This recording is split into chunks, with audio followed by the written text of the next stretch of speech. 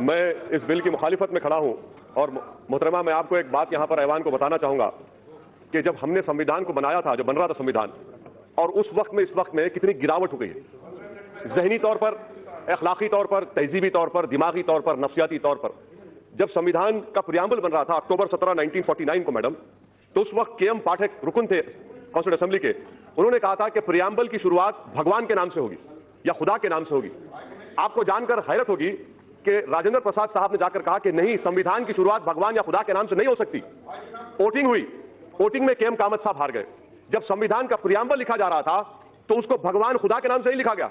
अब वो ऊंचाई और ये पस्ती देखिए आप कि एक कानून ऐसा बनाया जा रहा है जो मजहब की बुनियाद पर बनाया जा रहा है। मुझे शिकवा इस बात का नहीं है, गम इस बात का नहीं है कि आपने मुसलमान को नहीं रखा।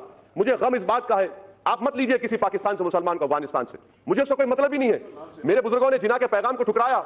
हमने मौलाना अबुल कलाम आजाद के जुमले को यकीन किया कि इस्लाम का इस मुल्क से 1000 साल का ताल्लुक और हिंदुइज्म का 4000 साल का ताल्लुक है। मुझे गम इस बात का है कि आज हुकूमत को, जिसने संविधान पर ओत लिया, आज इस्लाम से, मुसलमानों से इतनी नफरत क्यों? आखिर क्या है? हम इंसान हैं, इस मुल्क के बाइज़ शहरी हैं। आखिर इस नफरत का, डिस्क्रिमिनेशन की वजह क्या है? आप मत लीजिए किसी को। मैडम मैं ये क्यों कह रहा हूं, बता रहा हूं। मैं जानना चाहूंगा होम मिनिस्टर साहब से कि इस बिल को एनआरसी के नजर से देखने की जरूरत है। जो आसाम में एनआरसी हुआ मैडम, वहां पर 19 लाख लोगों के नाम नहीं आए, जिसमें से खुद वहां के मंत्री कहते हैं कि 5,40,000 बंगाली हिंदू है। मैं होम मिनिस्टर जानना चाह रहा हूं कि सेक्शन 5 के तहत, ये जो सेक्शन है ना मैडम, सेक्शन 6A के तहत जितने बंगाली हिंदू हैं उन पर जो मुकदमा चलेगा वो अबेट हो जाएगा। और किस पर मुकदमा चलेगा? फॉरेन सिविल से मुसलमानों पर। बताइए होम मिनिस्टर साहब, ये डिस्क्रिमिनेशन नहीं है? आर्टिकल 14 फेल का होता है, जहां पर मजहब आ जाता है, रीजनेबल कॉज वहां पर फेल हो जाता है। आप एनआरसी आसाम के 5,40,000 बंगाली हिंदुओं के लिए आप यह कानून बना रहे हो। जब एनआरसी हो जाएगा, अगर अमित शाह साहब का नाम नहीं आएगा और उन्हीं के पार्टी के किसी एक मुसलमान का नाम नहीं आएगा, तो सीएबी के दिन अमित शाह का नाम आ जाएगा, मुसलमान का नाम नहीं आएगा। ये इनकी साजिश है कि स्टेटलेस बनाना मुसलमानों को। और मैडम मैं इसकी मजम्मत करता हूं। हमारा हाल आप ये करके रख दिया है कि तूफान में, किश्ती में, तासुबियत की, फिरका परस्ती के तूफान में बगैर मल्लाह के हमको किश्ती में डालकर छोड़कर साहिल पर बैठकर सब तमाशा देख रहे हैं। मगर याद रखो, ये तमाशा देखने वालों, ये कश्ती साहिल को पहुंचेगी और इंशाअल्लाह ताला हम कश्ती जलाकर जमहूरी अंदाज में अपने आप को हासिल करेंगे। ये ऐवान को समझने की जरूरत है। तीसरी बात मैडम जो मैं आपके सामने रखना चाहूंगा कि PoK, sir PoK, home minister साहब आप ये क्यों भूल जाते हैं कि 1/3 एरिया हिंदुस्तान का चीन में है? आप डर रहे हैं क्योंकि कल अगर दलाई लामा मर जाएंगे, नया दलाई लामा आएगा, तो आप उसके लिए रोक रहे हैं। क्या तिब्बत के लोगों में मुसलमान नहीं है? क्यों नहीं देते आप दलाई लामा? आप इंतजार कर रहे हैं। मैडम यही तो हम पूछ रहे हैं, चीन के बारे में क्यों नहीं रखते आप? क्यों डर रहे चीन से आप? 1/3 एरिया चीन, भारत का चीन में है, और खुद होम मिनिस्टर ने कहा था एक्साइज चीन पर नहीं छोड़ेंगे। आज आप छोड़ दिए। इतना क्यों डरते चीन से आप? चौथी बात मैडम, क्या हमारे होम मिनिस्टर साहब जानते हैं टाइगर सिद्दीकी कौन था? टाइगर सिद्दीकी वो शख्स था जिसको हिंदुस्तान में हमने पनाह दी, मुक्ति वाहिनी बनाई और बांग्लादेश बना। अगर ये लोग सरकार में होते तो टाइगर सिद्दीकी कभी नहीं बनाता मुक्ति वाहिनी को। और भाई पांचवी बात मैडम, अफगानिस्तान की बात कर रहे हैं। यकीनन आप जानते हैं तालिबान आएगा। जब तालिबान आएगा तो आपको जरूरत है हजारा की, ताजिक की, आपको जरूरत है भारत में, ताकि हम स्ट्रेटेजिक कंट्रोल कर सके। मगर आपके कानून की वजह से आप उन तमाम ताजिक को, उज्बेक को, तालिबान जब हुकूमत करेगा अफगानिस्तान में, आपका तो काट चला गया।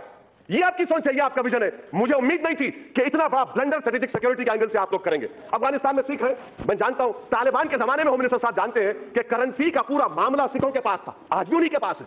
और क्या गारंटी ले रहे हो मिनिस्टर साहब कि पाकिस्तान को ना हिंदुस्तान के हिंदुओं से मतलब है, ना पाकिस्तान से मतलब है, वो घुसाएगा यहां पर? आप कैसे रोकेंगे? और क्या आप बताएंगे मैडम कि कितने लोग हैं जिनको आप सिटीजनशिप देने जा रहे हैं? नंबर बताइए, स्टेट वाइज बताइए, कहो कह रहे हैं मैडम।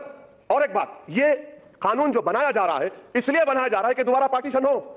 ये कानून तो हिटलर के उस कानून से ही बदतर है, उस कानून से ही बदतर है। कहां लाकर छोड़ दिया भारत को आप? अगर आपने संविधान पर किया था, हम मुसलमानों का गुनाह क्या है? क्या मुसलमान है? मुझे पाकिस्तान से मत लीजिए, अफगानिस्तान से मत लीजिए, मगर इस्लाम के ताल्लुक से, मुसलमानों के ताल्लुक से इस ऐवान को सोचना पड़ेगा। आप जो मैसेज दे रहे हैं, आपकी वजह से पॉलिटिकल मार्जिनाइजेशन हो गया मुसलमानों का। आप सब उनको दबा रहे हैं, उनके सीने पर पैर रखकर आप कह रहे हैं कि अब तो इस मुल्क का बाइज़ शहरी नहीं बल्कि तो स्टेटलेस बनाया जाएगा। इसीलिए मैं कह रहा हूं मैडम कि ये एक और एक पार्टीशन होने जा रहा है। मैडम मैं आपको कहना चाह रहा हूं, अंग्रेजी में कहावत है कि those who do not learn from history are content to be repeated. Sri Lanka के 10 लाख तमिलियंस मद्रास में, तमिलनाडु में हिंदू नहीं है क्या? खत्म कर, नेपाल में मधेसी नहीं, हिंदू नहीं है? बताइए। अच्छा मैडम ये होम मिनिस्टर साहब बता दीजिए कि म्यांमार में चिन, काचिन, अरकान, अरे चंद साल तक ऑल इंडिया रेडियो पर काचिन का रेडियो सर्विस चलता था। ये चिन लोग क्रिश्चियन है म्यांमार के। आप इंतजार कर रहे हैं, क्या इंतजार कर रहे हैं? कौन सा स्ट्रेटेजी आपकी? हर एतबार से फेलियर साबित होगा मैडम। इसीलिए मैं इस बिल की मुखालिफत करता हूं। ये हिंदुस्तान के संविधान के खिलाफ है और ये उन लोगों की तौहीन है जिन्होंने इस मुल्क को आजाद करवाया था। सन 57 की जंग आजादी हो या 1910 में। महात्मा गांधी कैसे महात्मा बने मालूम मैडम? उन्होंने साउथ अफ्रीका के नेशनल रजिस्टर कार्ड को फाड़ दिया था।